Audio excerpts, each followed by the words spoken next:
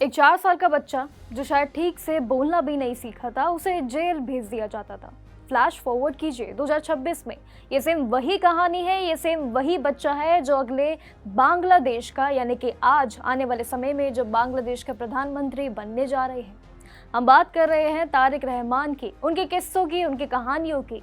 18 महीने की जेल, 17 साल का वनवास और करप्शन से लेकर हत्या की कोशिश तक के ढेरों आरोप उन पर लगे हैं। लेकिन इन सब के बाद भी तारिक रहमान ने वो कर दिखाया है जो शायद नामुमकिन जरूर माना जा रहा था। लेकिन क्या है इस पूरे क्राउन प्रिंस की कहानी, आखिर क्या किस्से हैं, क्या कहानियां हैं? आज के इस वीडियो में हम पूरे पॉलिटिकल कॉन्सेप्ट को डिटेलिंग में समझेंगे कि आखिर इनकी कहानी क्या कहती है और क्या कहानी किससे इनके रहे। देखिए, तारिक रहमान की पूरी लाइफ किसी ब्लॉकबस्टर पॉलिटिकल थ्रिलर जैसे ही बिल्कुल सेम शुरुआत उनकी रही है। ये शुरुआत उनकी पॉलिटिकल कस्टडी से लेकर आगे कई राह तक चली है। 4 साल के थे जब 1947 में आज़ादी के दौरान जो है उन्हें हिरासत में रखा गया, इसलिए उनकी पार्टी बीएनपी उन्हें जंग के सबसे छोटे कैदी के नाम से भी जरूर जानती है।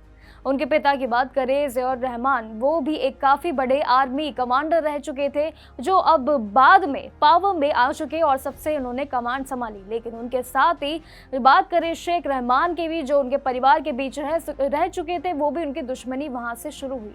बांग्लादेश के पॉलिटिकल को अगर किस्से को समझे तो उसमें हज़ारों किस्से ज़रूर है। दुनिया इन्हें बैटल ऑफ बेगम के नाम से भी ज़रूर कहती है। तारिक की बात करें और तो इसमें रास्ते जो हैं उनके लिए कभी आसान नहीं रहे। उन पर करप्शन से लेकर बड़े चार्जेस लगे हैं। 2004 के खतरनाक अगर हमले की बात करें तो उनके लिए भी उन्हें मास्टरमाइंड के रूप में जरूर जाना जाता है और उन पर एक थप्पा भी जरूर लगा है। हालात ऐसे थे कि उन्हें 17 साल तक लंदन में रहकर वनवास जैसे दौरों में उनको रहना पड़ा और उस दौर से गुजरना पड़ा।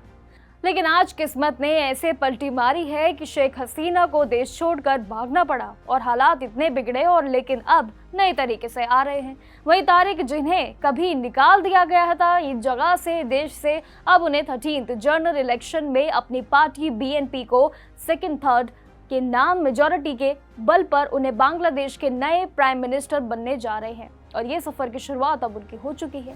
ये सिर्फ एक परिवार के बारे से वापसी नहीं है, बल्कि उनका एक ऐसा पावरफुल लीडर के रूप में वो पेश हो रहे हैं, एक ऐसे रूप में आ रहे हैं जहां पर लंदन में बैठकर उन्होंने पूरे बांग्लादेश की जब किस्मत बदल दी थी, लेकिन अब किस्मत अलग तरीके से बदलने जा रहे हैं।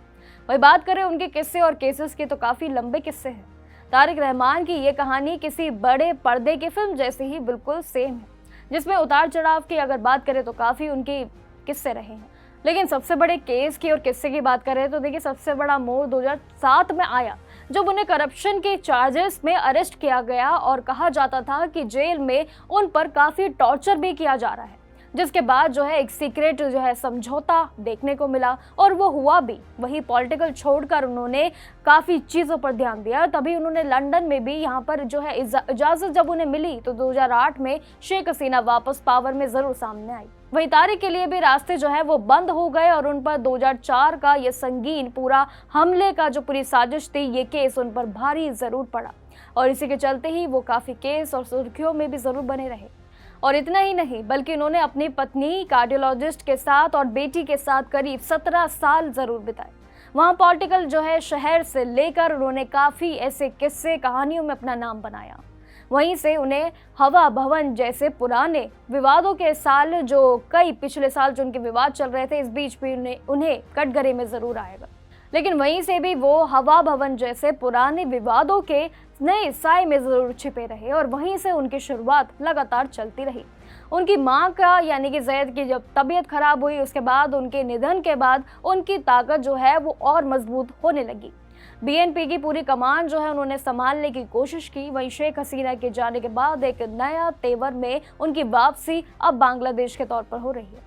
इस बार इलेक्शन की बात करें तो उनका मुकाबला काफ़ी कड़ा देखने को मिलेगा। पुरानी अगर साथ ही बात करें जो उनकी जमानत इस्लामी थी, इसलिए उन्होंने खुद को एक देश के साथ भक्त लीडर के रूप में पेश किया था, उनके साथ ही अब उनकी वापसी हो रही है और ये पूरी बदनामी जो है जो उन पर थी अब उसको ढालने की कोशिश कर रहे हैं। लेकिन कमाल की बात यह है कि जो 77 केसेस उन पर चल रहे थे, लेकिन सरकार का आते ही ये पूरे फैसले के बाद अब जो है पूरी तरीके से कमान पलटती हुई नजर आ रही है। देखिए, वही नेता है जो कभी बुलेट प्रूफ जैकेट और हेलमेट पहनकर अपनी रक्षा करते थे, कोर्ट में पेश होते थे लगातार किस्सों और कहानियों के साथ, और आज वो 13 जनरल इलेक्शन में सेकंड थर्ड मेजोरिटी के साथ बांग्लादेश का सबसे ताकतवर पीएम भी जरूर बनने जा रहे हैं। एक नई कहानी एक अलग मोड़ पर शुरू होने जा रही है।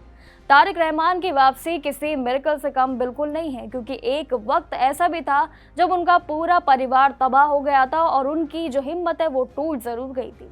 लेकिन 2007 में जब उनकी मां का निधन हुआ और छोटे भाई यानी कि अरफत रहमान का अरेस्ट जब हुआ, तो उसमें सबको लगा कि बीएनपी खत्म हो जाएगा। लेकिन खासकर तब उन्हें ये महसूस हुआ कि उसके बाद उन्हें अपनी कमान संभालनी चाहिए। इसी बाद में जो है पूरे पारिवारिक मामले के बाद जब उनकी मुश्किलें बढ़ती गई तो उनकी किस्मत पलटती गई। 17 साल के वनवास में रहे वो, और तारिक ने लंदन में बैठकर अपनी जो है बिखरी हुई पार्टी को संभालने की कोशिश की और साथ ही अपने आप को बदलने की और खड़ा करने की कोशिश की।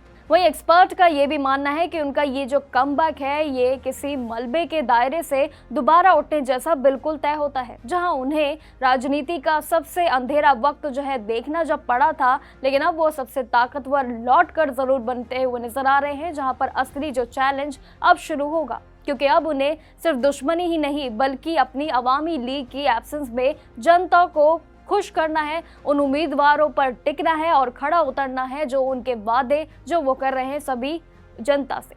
आप सभी का क्या कहना है पूरे बांग्लादेश इलेक्शन के बारे में? क्या उनका ये आना बिल्कुल सही है? क्या आप सहमत हैं उनकी पूरी इस जर्नी से? और क्या आप चाहते हैं बांग्लादेश के इलेक्शन के बारे में आपकी क्या राय है, यह हमें कमेंट सेक्शन में जरूर बताइएगा। बाकी जानकारियों के लिए देखते रहिए जाकिर न्यूज़।